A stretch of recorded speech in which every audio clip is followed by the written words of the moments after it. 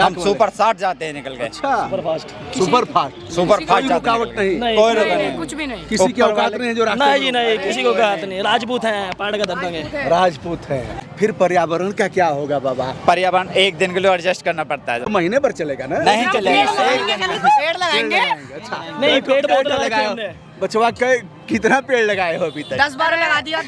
गढ़ मुक्तेश्वर तीर्थ में गंगा माँ का विकराल स्वरूप, कांवड़िया जल भरने के लिए यहाँ आ रहे हैं और यह है गढ़ मुक्तेश्वर का ब्रज घाट। इधर आप देख रहे हैं फसलें डूब गई हैं, जो भी सब्जी की खेती की गई थी, और अब यह देख रहे हैं नीचे एक नाव लगी हुई है और उधर एनडीआरएफ की नाव लगातार चक्रमण कर रही है, जिससे कि अगर कोई दुर्घटना हो तो लोगों की जान बचाया जा सके। अब हम धीरे धीरे बढ़ते हुए चल रहे हैं तीर्थ धाम की तरफ।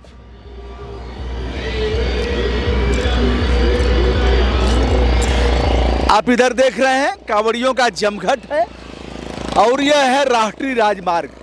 अब यहाँ साइलेंसर लोगों ने अपना खोल दिया है, जिधर आप जाएंगे आधे मोटरसाइकिलों पर साइलेंसर गायब है। अब इसका क्या मतलब है मेरे समझ में नहीं आता।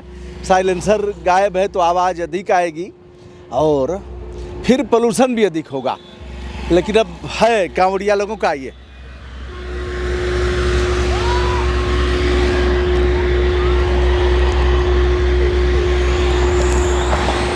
एनडीआरएफ की वह नाव हमारे तरफ बढ़ती आ रही है।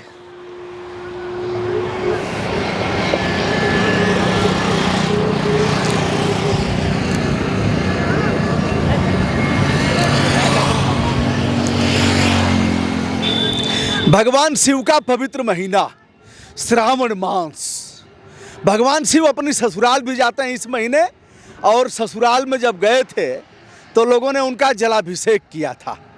अब आप देख रहे हैं उस तरफ का मार्ग केवल कांवड़िया लोगों के लिए है और इस तरफ के मार्ग से बसें आ जा रही हैं। यह है अमरोहा डिपो।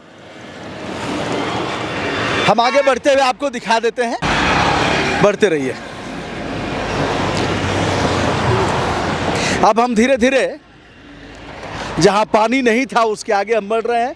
उधर भी एक नाव को आप देख रहे हैं, और इस पर चलने से पहले एक चीज़ ध्यान देना पड़ेगा, कहीं कोई पत्थर उखड़ा न हो। अगर उखड़ा होगा तो फिर सीधे सीधे आप जाएंगे भीतर।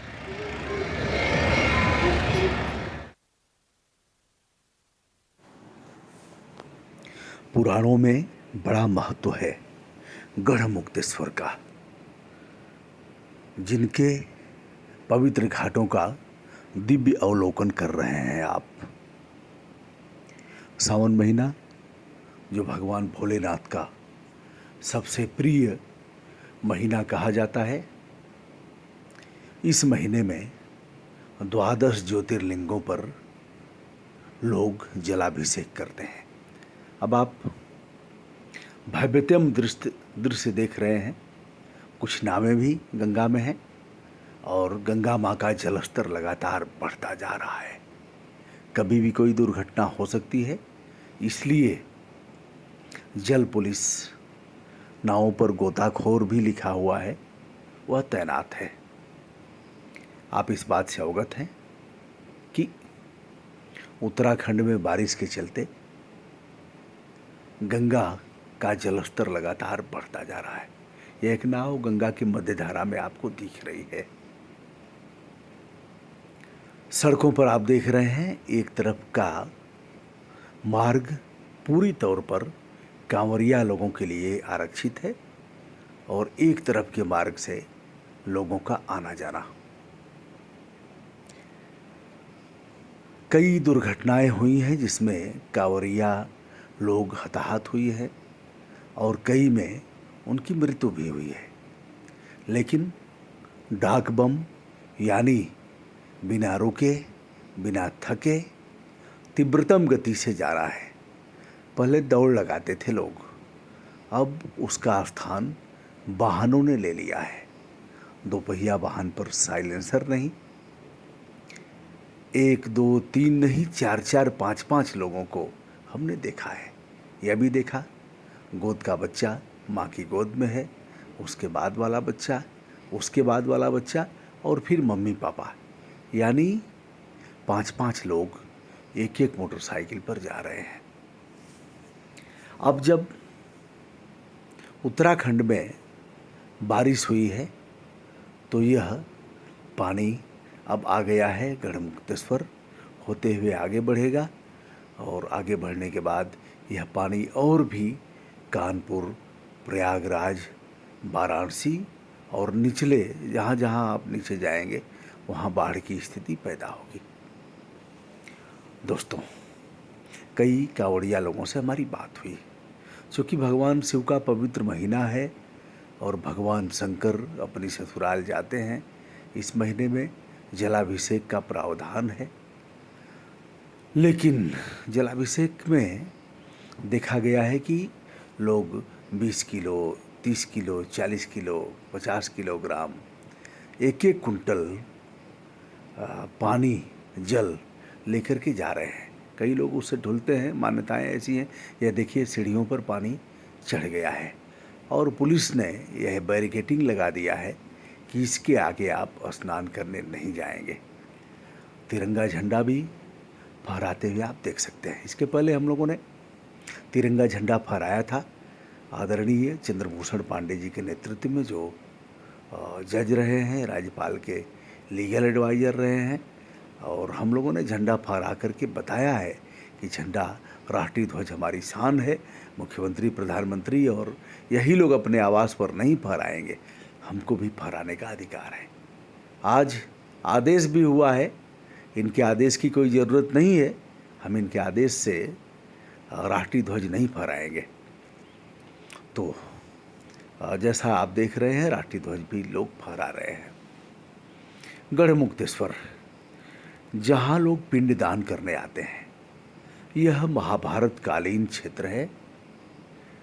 जब महाभारत का युद्ध समाप्त हुआ, जो लोग दिवंगत हुए थे, जो लोग मारे गए थे इसमें, उनके भी पिंडदान पांडवों ने यहाँ आकर के किया था। ऐसी मान्यता है कि जिनका भी पिंडदान यहाँ किया जाएगा वह लोग सीधे सीधे स्वर्ग में जाएंगे। यहाँ देश विदेश से लोग पिंडदान करने के लिए आते हैं, यानी इस इलाके के लोग व्यापक तौर पर विदेशों में रहते हैं। पिंडदान करने के लिए वह लोग समय समय पर आते रहते हैं और अपने पूर्वजों का पिंडदान करके उन्हें, अब यह देखिए, अब शानदार नृत्य इनका हो रहा है। पढ़े लिखे लोग हैं और सभी ने इनकी, हम मोटरसाइकिलों को भी दिखाएंगे जो बगल में खड़ी हैं। अब यह डीजे के धुन पर, डीजे का वह धुन जो 75 डेसिबल से अधिक नहीं हो सकता, लेकिन मुझे जो लग रहा है अभी एक 3 करोड़ का डीजे सेट चला था हरिद्वार से लेकर के नोएडा की तरफ। जिधर जिधर गया उधर न केवल जाम लगा, बल्कि उसकी तेज तीव्रतम गति, जो उनकी ध्वन का जो मापक था, वह इतना उच्चतम सोपान पर था कि अगल बगल सारे दुकानदारों के शीशे टूट गए। तो अब चल रहा है, प्रचलन है। अगर मैं डीजे सुनवाता तो आप उसे सुन नहीं पाते, नंबर 1। नंबर 2, कॉपीराइट भी आता। अब इन जनाब को देखिए, ये उस पर चढ़ गए हैं गाड़ी के ऊपर। जियो शेर, छपे रहो, ये देश है वीर जवानों का, अलबेलों का, मस्तानों का, इस देश का यारो क्या कहना। अभी एक कांवड़िया दिवंगत हो गया, हार्ट अटैक हो गया। आज के समाचार पत्रों में उसका उल्लेख किया गया था। हमारे प्रदेश के माननीय मुख्यमंत्री जी ने फूल की बारिश कराया हेलीकॉप्टर से, हरिद्वार से लेकर के और इधर नोएडा, गाजियाबाद तक, और मेरठ, हापुड़, बिजनौर, इन स्थानों पर उन्होंने जायजा लिया कि इनकी सड़कें ठीक हैं, इनके लिए कोई अवरोध तो नहीं है, यह बढ़िया से नाच गा करके और डीजे बजा तो नहीं रहे हैं। अब बजाने से कोई रोक तो नहीं रहा। बाबा को देखिए, बाबा चंप गए हैं। वाह वाह वाह वाह। तो अब अगर मुख्यमंत्री जी लोगों से अनुरोध करते कि डीजे बजाना स्वास्थ्य के लिए हानिकारक है, पर्यावरण के लिए काफ़ी घातक है, तो लोग मान जाते। लेकिन वह कहेंगे क्यों? जब माननीय मुख्यमंत्री जी, माननीय प्रधानमंत्री जी यह जानते कि पर्यावरण का नुकसान होने से हमारा वोट भी नुकसान होगा, तो वह ऐसा करते। वह जान गए हैं कि डीजे बजने से ही, डीजे बजेगा तो पप्पू नचेगा, डीजे बजेगा तो वोट फोड़ेगा, इसलिए ऐसा नहीं करते। कि एक बयान में, मुख्यमंत्री जी के बयान के आलोक में हमने कहा था, जब उन्होंने कहा था कि डीजे कांवड़ यात्रा में नहीं बजेगा तो क्या 100 यात्रा में बजेगा, हमने कहा था इनकी इस बयान के परिप्रेक्ष्य में माननीय मुख्यमंत्री जी की हैसियत, स्थिति इनकी चतुर्थ श्रेणी की कर्मचारी से भी खराब है। उन्हें अनुरोध करना चाहिए, प्रदेश के मुखिया है, लेकिन सवाल वोट बैंक का है। चलिए, हम इनके भी गुड सेंस की कामना करते हैं और गढ़ मुक्तेश्वर तीर्थ में आकर के हमें भी प्रसन्नता की अनुभूति हुई।